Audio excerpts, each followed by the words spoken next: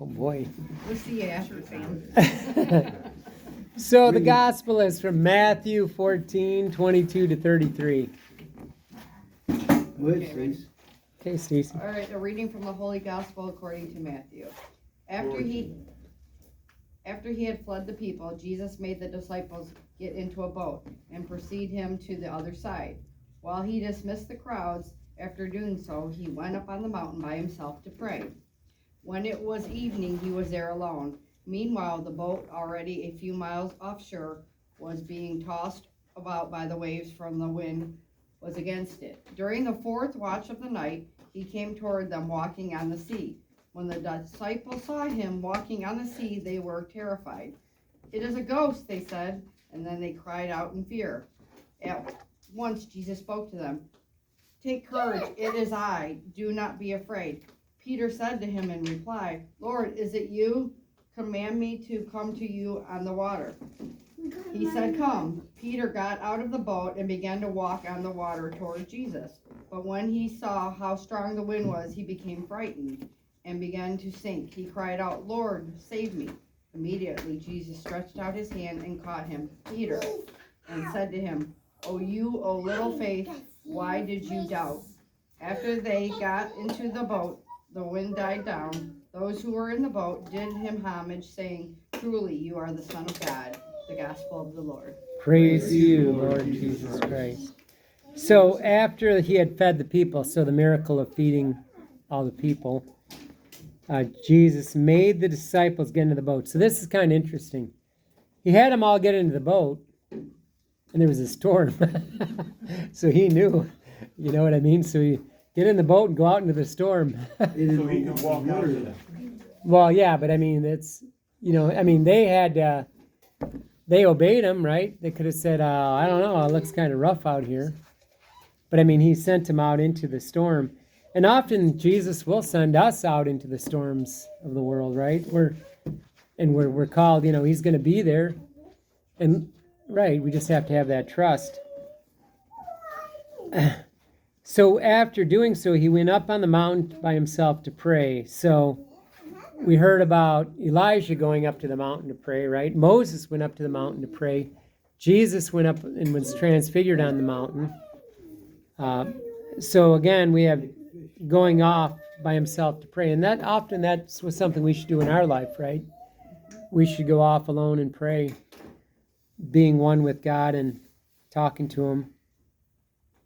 And I find that, I mean, that's the one good thing about like doing events and stuff like that by yourself. You know, if I'm riding a bike, nothing else to do but pray to the Lord. So, and look at the Car don't scenery. hit you or something. I'll be praying even more. But that's kind of amazing. And it says, when it was evening, he was there alone. Meanwhile, the boat, already a few miles offshore. So if you're a few miles offshore, you can't see the land, right? And it's dark. It was being tossed about by the waves, for the wind was against it. So they're probably rowing and making very little progress, right? If you ever been in a boat and you're rowing against the current or swimming against the current, you don't go very far. You do a lot of work, but you're not getting anywhere. And so this is interesting. It says during the fourth watch of the night. So that would have been around 3 a.m. to 6 a.m. So that would have been, you know, almost morning. That would have been late. So they were out there struggling all night long without sleep. And he comes walking to him, walking on the sea. And so that would have been a sight. I mean, can you just imagine that? You're in a storm and all of a sudden you see somebody walking towards you on the waves. Yep. They were terrified. And so they thought, "It is a ghost," they said, and they cried out in fear. Jesus said, "Take courage, it is I." And the way this is translated, isn't that good? It means I am. That's what he's saying, I am. Do not be afraid. That's what then Jesus says it again and again. Peter said to him in reply, "Lord, if it is you, command me to come out to you on the water." Jesus said, "Come." Peter got out of the boat and began to walk on the water. So Peter was walking on the water. Until, Well, people miss that though. Yeah, he eventually sank when he got afraid, right? yeah, because he couldn't believe he was walking on water. Well, fear will do that, right? Before the ice melted. Fear will cause us to sink. You know, and that's the problem is that, but he was walking on the water in the storm. Yeah, I've walked on a lot of frozen water, but we, you know, this is a miracle. Yeah. But the fact is that he got out of the boat and he did it. None of the other 11 did, right? People can say, oh, you know, but he was the one that trusted. Communicating with the Lord also. Yeah, and you didn't just go out because they don't have any lights. You got a rough storm. You're over the boat. You're probably dead, right? They don't have. I mean, this is not a salvageable event, most likely. You had the light there. What's that? The light was there. The light of, yeah, the light of God. Yeah, that was it. Jesus. That's the only light you had. But what is Peter? But when he saw how strong the wind was, he became frightened. So he got scared, right? Because he's like the waves are splashing around. He's walking on the water. And he realizes, hey, I'm not supposed to be walking on them. What's going on here? That's not normal, right? Walking on the water in the middle of a storm and the waves are crazy. And he began to sink and he cried out, Lord, save me. And that's a good prayer, right? Whenever something's going on in your life where you're afraid and you're sinking, cry out, Lord, save me, right? Like Peter did. And God and Jesus, immediately Jesus stretched out his hand and caught Peter. So when you think about that, that's, you know, I mean, how does this all work? I'm thinking of, you know, were they like right next to each other? He's walking toward him. Jesus is going the other way. I mean, it's like, he said, Lord, save me, and he's there, and Did he sink? pulled him up. Yep. Yeah.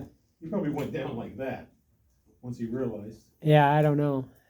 I'll have to ask him. Yeah, you gotta ask him. Say hi to Peter. See, I want to know exactly how it happened, play by play. Yeah. Because actually, that's a good way to pray, is to think about this event. I mean, be there on the boat, you know, watching the event in your mind. That's a good way to, when you're studying these Bible verses, that's what I try to do. I try to get into the event and actually be there. And like, have you ever been on a boat that's been in rough waves? Because we were on a yacht down in the British Virgin Islands, and boy, that was flapping around here and there, and it was scary. And you know, I mean, that's something where you're not sure. And then there's they have the, what the heck is it? The reef. They had the coral reef, so you know that could have smashed up our boat. It was an act of God that we were we didn't really know what we were doing. We were only, you know, a little older than teenagers. I wonder if any of the other apostles said, I wish I was as bold as Peter was. I mean, look at him, he's walking, I could have had that chance, why am I afraid? They didn't even, I don't know. They might have later in life, you know, but at that moment they didn't even think of it. I mean, Peter. Is this the same time where he basically is sleeping in the boat, then he gets out and walks on the water? No, that's Is a that different another event. Yeah, occurrence, right? yeah, yep. He's sleeping and then there's a storm and they're all scared. And they're cry out immediately to on the him. other side. Yeah, Right. yep.